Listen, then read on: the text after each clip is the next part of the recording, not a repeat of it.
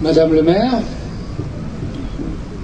Madame le proviseur, Monsieur le directeur d'académie, Messieurs les conseillers généraux, mon colonel, Mesdames, Messieurs, pour clore cette cérémonie, je vais, au nom du préfet, vous faire lecture du message de Monsieur Kader Arif, secrétaire d'État auprès du ministre de la Défense, chargé des anciens combattants et de la mémoire, à l'occasion du 11 novembre 2014. Depuis plusieurs mois, la France se remémore la première année de la Grande Guerre dans le cadre d'un centenaire unanimement partagé. Les Françaises et les Français se mobilisent pour rendre hommage à leurs aînés et rappeler leur fierté à l'égard de l'histoire de notre pays. Nous nous souvenons de ce 3 août 1914, de ce tocsin qui retentit dans les villes françaises et alerte la population, de ces millions de Français qui se mobilisent.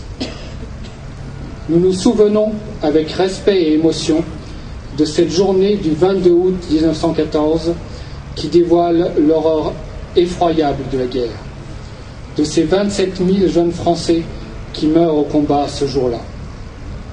Nous nous souvenons de ce 12 septembre 1914, de ce sursaut français qui redonne foi en nos combattants et en la France.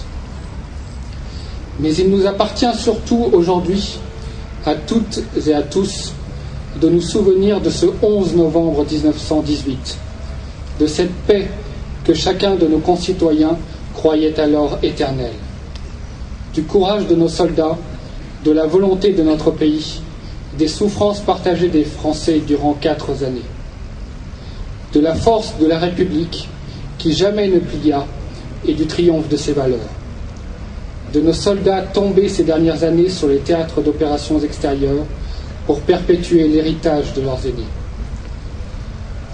Depuis un an, le centenaire de la Grande Guerre mêle intimement mémoire familiale et mémoire nationale.